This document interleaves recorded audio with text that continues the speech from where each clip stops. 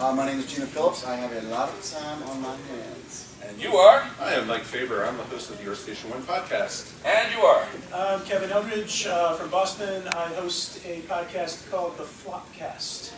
And it's all yours. Excellent. Nice one, started. We're going to do this pretty informal. We're going to get you guys involved with this whole thing. We should get to the drug thing. We will. Before that, I'd say it was just the creativity was there, both visually and conceptually, that we weren't getting from the other studios, where Hanna-Barbera was saying, all right, Scooby-Doo works, so from the 340 cartoon will be a group of teenagers solving crimes. I love that at the same time they were making Scooby-Doo, they were making all the Scooby-Doo ripoffs for the other networks. Oh, yeah. Whereas Krofft, these were just crazy new concepts and new visuals that I've never seen before. And they got big name celebrities to be in these cartoons. You know, if you feel led to do 5, we would appreciate 5. 4 at the least. Come on. Thank you, guys. Introduce yourselves. Okay, well, I'll start. Yep. Can you hear us in the back? Yes. Okay. Hello, everyone. I'm Dr. Scott Viguie, and I'm Dr. Geek from Dr. Geek's Laboratory. I'm Gary Mitchel. I help run this madhouse, and I I host the Rev News podcast and co-host the RevCast podcast. I'm Sue Kisenwether. I am on staff for the Anomaly podcast. I'm Jessa Phillips. I'm the editor-in-chief of GetToBeGeek.com, and I podcast all over the place, so I won't even list. It's too long. Mine, Chunkastic, hers, yeah. Doing the Sci-Fi TV, yeah, lots more. It's a podcast Yeah, so, you're on. Yes, I have my own. It's all lovely. So, should we start with the beginning? The very beginning? Well, I would think that would be 20,000 Leagues Under the Sea. Yep. Oh, yes. Right? I mean, it was Disney's first live action, and it was, of course, sci-fi, especially for the time. Oh, yeah. And, you know, the thing that really sticks out to me is that the Nautilus, the design that they came up with, is so iconic, it replaces the actual description in the book. Mm-hmm. If you ask somebody, you know, describe the Nautilus today, they will come up with Harper Goff's design. Yeah, it's a beautiful design. I love it. Yeah, I mean, I actually had, did anybody else have the 20,000 Leagues board game?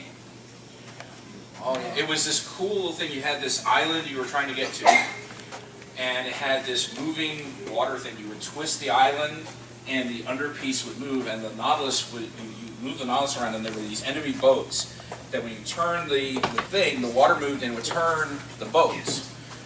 And if you were submerged, you didn't go as fast, but the boats couldn't shoot you. But if you were up, you could go further, but if the boat was pointing at you, boom. All the way back. Season 1, I liked the squid. The squid? Okay. Very I like the nice. alien. Which one? The alien. The alien, yeah. Yeah, those were very interesting designs, the aliens from season 1 and then showed back up to the beginning of season 2. I thought they were very interesting. I thought the design of the ship that they were in, that when they find the shipment, I thought that was a very well designed ship. And the fact that they were silicone based. So there was the sand that goes through the wall. So I thought that, you know, which is probably a good exploration of, you know, different life form as opposed to it just being a guy in a rubber suit. So any monsters of the week from season 2 that stand out for anybody as being particularly good? Did you like? Had to be at least one. Guess not. The only one I can pick up right now is the other alien, Marcana. Yeah. Well, yeah, because a lot of the stuff we had for, I guess, the monster. I keep calling it the monster of the week. They were not monsters, but I mean it was there's the one where all the people are going insane and they're hallucinating the monsters. Then there's the one. Then of course, you know, there's the plants that are killing people, which, you know, which could have been good. If the plants hadn't looked so silly. Actual console. I had a whole bunch of games for that one. I'm a master of the entire blowing into the cartridge and, you know, sliding it in. Yes.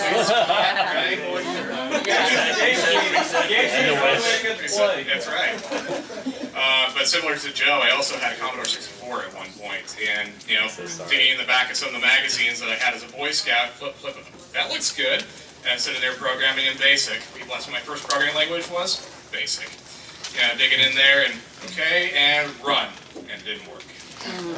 And about that time, I had a complete lack of patience. We're talking 3 or 4 hours worth of coding. I'm done. Just throw that aside, back to the NES. And then, from the NES, just worked my way up the entire Nintendo system. Eventually got to, Sega and everywhere else, but, NES was the first. Yeah, I'm right there with you. My first one was the old NES.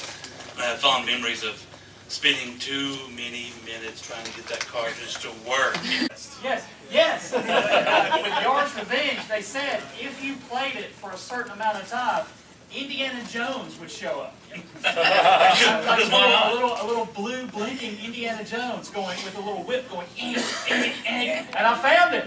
There was Indiana Jones in Yard's Revenge. Yes, Danny. So here's what we're gonna do. We're gonna do the Tetris song. Everybody go, starting now.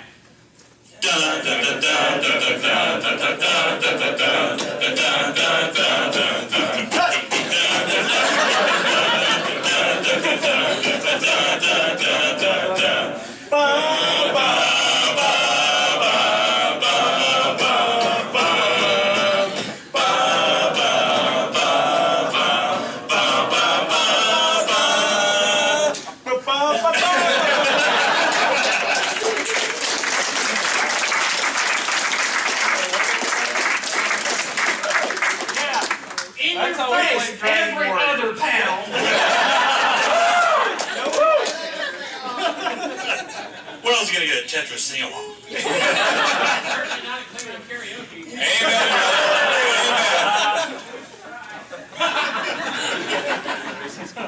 That's what we only do. We go to Klingon karaoke and do Tetris. In the native Klingon.